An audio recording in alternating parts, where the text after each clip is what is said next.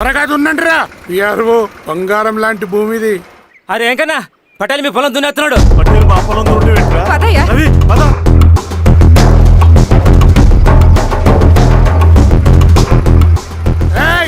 కానీ అంటరా అయ్యా పటేల్ అయ్యా మా పొలంలో మీరు దున్నుతున్నారంటే నా పొలంలో నేను దున్నకుంటే వాడు దున్నుతాడా? అన్యాయం అయ్యా. ఏంద్రా అన్యాయము? పొలం అమ్మినావు కదా, కొనుక్కున్న పొలంలో దున్నుతుంటే అన్యాయం అంటారేంట్రా? విఆర్ఓ ఆ పేపర్ చూడరా, మంచిగా చూసుకుంటారా. పొలం అమ్మేమన్నా? అమ్మలేదురా, తాకట్టు పెట్టా. తాకట్టు కాదురా, నువ్వమ్మావు, నేను కొన్నాను. నేను అమ్మలేదయ్యా. వీడు నా దగ్గర 2 లక్షలు తీసుకొని ఈ పొలం అమ్మాడు. 2 లక్షలా? ఎందుకు? మీ వాడు చేసిన నిర్వాకం వల్ల చదువుకోరా అని కాలేజీకి పంపితే ఆడుతూ పాడుతూ ఎగ్జామ్ ఫెయిల్ అవుతాడని తెలిసి ఆ పేపర్ లీక్ చేశాడు వీడు. ఏంటయ్యా ఇది? పోలీస్ కేసు అవుతుందని తెలిసి వీడు నా దగ్గరకు వచ్చి 2 లక్షలు తీసుకుపోయి వాడిని బయటికి ఇరిపించిండు. ఏం రా, అంతేనా కదా? ఇది అన్యాయం అయ్యా.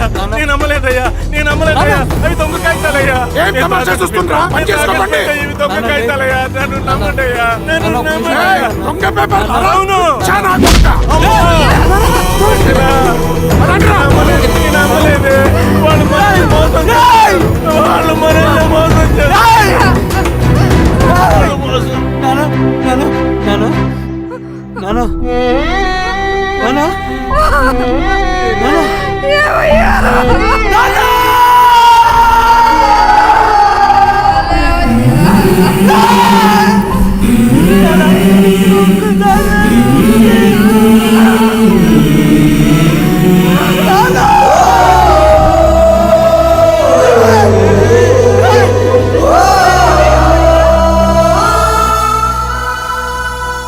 నాన్న చనిపోయిన తర్వాత మా భూమి కోసం వెళ్ళి పై అధికారులను కలిశాను, కానీ వాళ్ళు కూడా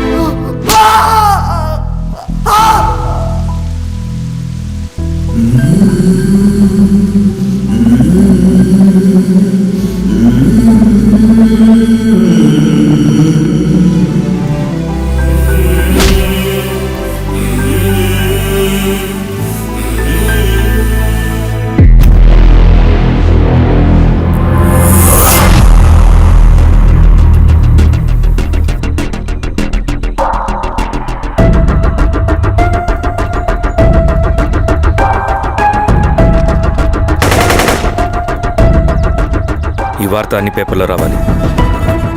ఈ లెటర్ బాధితుడికి అందించండి. లాల్ సలాం. లాల్ సలాం.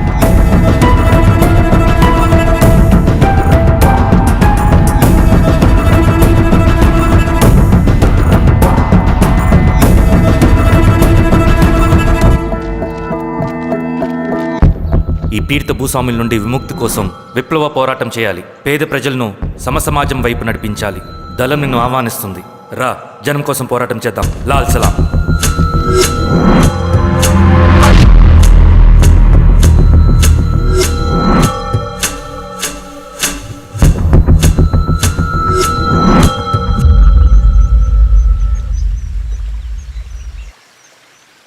నాకు పట్టిన గతి ఇంకెవ్వరికీ పట్టకూడదని ఉద్యమంలోకి వచ్చాను. ఇన్ఫార్మర్గా చేరాను. దానికోసం ఎంతమందినైనా చంపుతాం, చేస్తాం. కానీ మేమనుకున్న సమాజం తీసుకొస్తాం. కమ్యూనిస్ట్ రాజ్యాన్ని స్థాపిస్తాం. సమాజమా అంటే? రష్యాలో, చైనాలో, వియత్నంలో మా కమ్యూనిస్టులు విప్లవం ద్వారా సాధించిన ఆదర్శ సమాజం. Lenin, Stalin, Mao, Che Guevara, Fidel క్యాస్ట్రోల్ సృష్టించిన కులాలు, మతాలు, వర్గాలు, వర్ణాలు లేని ఒక సామ్యవాద స్వర్గం. అదే మేము కలలుగనేది. దానికోసమే మేము పోరాడేది. నాకు తెలిసి నాజీ పార్టీలో గోబెల్స్ తర్వాత అంత ప్రొపగాండా మీ కమ్యూనిస్టులు తప్ప ఈ ప్రపంచంలో ఎవ్వరు చేసుండరు. ఉక్కు మనిషి స్టాలిన్, మానవీయుడు మావో, ఎర్ర జెండా వెలుగు ఇలాంటి కమ్యూనిస్టు పుస్తకాలు చదివితే ప్రపంచవ్యాప్తంగా కమ్యూనిస్టులు సాగించిన మారణ హోమాల గురించి నీకు తెలీదు రవి. స్టాలిన్ మొత్తం ఎంతమందిని చంపాడో తెలుసా? 2 కోట్ల మందిని. మనుషుల్ని చంపడంలో హిట్లర్నే మించిపోయాడు. చాలా మందిని సైబీరియన్ లేబర్ క్యాంపులకు పంపి దారుణంగా హింసించి మరీ చంపేశాడు. 2వ ప్రపంచ యుద్ధంలో బెర్లిన్ని ఆక్రమించిన రష్యన్ సైనికులు 8 ఏళ్ల నుండి 80 ఏళ్ల వయసులో కంటికి కనపడిన ఏ స్త్రీని వదలకుండా సామూహిక మానభంగం చేశారు. అది కూడా మీ కమ్యూనిస్ట్ దేవుడు స్టాలిన్ హయాంలోనే జరిగింది. ఇక మీ మావోయిస్టుల భగవంతుడు China chairman Mao Zedong great leap forwarded cultural రెవల్యూషన్ల పేరుతో 14 నుంచి 20 మిలియన్ల ప్రాణాల్ని పొట్టను పెట్టుకున్న మహానుభావుడు. ఇది మీ కమ్యూనిస్ట్ దేవుళ్ళు రాసిన రక్త చరిత్ర. ఆ దేశాలలో పేపర్లు ఉండవు, టీవీలు ఉండవు, స్వతంత్రమే ఉండదు. 1962లో చైనా మన దేశం మీదకి దాడి చేసి భూభాగాన్ని ఆక్రమించినప్పుడు ఒక్కరు కూడా నోరు మెదపలేదు.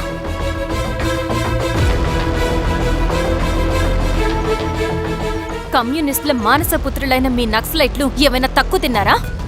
పశ్చిమ బెంగాల్లోని నక్సల్బరి అనే గ్రామంలో 1965లో జోతేదార్ల దౌర్జన్యానికి వ్యతిరేకంగా పుట్టిందే మీ ఉద్యమం. A for arms, B for Bengal, C for Charu Majumdar. చారు మజుందార్ చెప్పిన స్టేట్మెంట్ గుర్తుందా? వర్గశత్రువుని ఖతం చేసి వాడి నెత్తుట్లో చేతులు ముంచని వాడు విప్లవకారుడు ఎలా అవుతాడు? అక్కడి నుంచి మొదలైంది మీ నక్సల్స్ హింసాకాండ. 1965 నుంచి ఇప్పటిదాకా 1,00,000 మందిని ఉద్యమం పేరుతో చంపేశారు. కేఎస్ వ్యాస్, పరదేశీ నాయుడు, ఉమేష్ చంద్ర, శ్రీపాదరావు, దుగ్గిరాల వెంకట్రావు, హైగ్రీవాచారి, బుడ్డా వెంగల్ రెడ్డి, ఇలా చెప్పుకుంటూ పోతే ఎంతో మంది మీ చేతుల్లో చంపబడ్డారు. ఇంతమందిని చంపి ఏం సాధించారు మీరు? కంపెనీలు తెచ్చారా? ఉద్యోగాలు ఇప్పించారా? ఇళ్లు కట్టారా? హాస్పిటల్స్ పెట్టారా? ఏం చేశారు మీరు? You did nothing. కడితే డెవలప్మెంట్, కూల్చితే విధ్వంసం. విధ్వంసం చేశారు కానీ డెవలప్మెంట్ ఏం చేశారు మీరు? అంటే ఇన్నేళ్ల ఉద్యమంలో మేం మంచి చేయలేదా? లేకే, ఖచ్చితంగా చేశారు.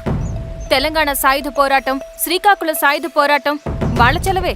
భూస్వాములు తగ్గి కూలీ రేట్లు పెరిగాయి అంటే అది మీ చలవే. నంబూద్రిపాద్, జ్యోతి బసు, సోమనాథ్ చటర్జీ, పుచ్చలపల్లి సుందరయ్య, తరిమెల నాగిరెడ్డి, చంద్ర రాజేశ్వరరావు, నల్లా నరసింహులు ఒక్కొక్కరు ఒక్కో లెజెండ్. కానీ వీళ్ళు ప్రజానాయకులు. తుపాకీ పట్టి అడవిల్లోకి వెళ్లలేదు. ఎలక్షన్స్ లో గెలిచి ప్రజా సమస్యల్ని పరిష్కరించారు. కానీ మీరేంటి ఎలక్షన్స్ వద్దు అంటున్నారు? ఒక తుపాకీతో మనిషి ప్రాణాలు తీసే బదులు ఒక పెన్నుతో 10 మంది ప్రాణాలు కాపాడొచ్చు. మీలాంటి వాళ్ళు ఉండాల్సింది ఎర్ర జెండా నీడలో కాదు, దేశ జెండా నీడలో. చంపుకుంటూ పోతే ఒకరోజు మనకిష్టమైన వాళ్ళని కూడా చంపుకోవాల్సి వస్తుంది రవి. నా మాట విను. ఇవన్నీ వదులుకుని నాతో రా. ఈ అడవి బయట నీకు గొప్ప ఫ్యూచర్ ఉంది. రా. సంతకం పెట్టండి శిరీష. నేనెందుకు చెప్తున్నానో అర్థం చేసుకోండి. రవి, సంతకం పెట్టండి.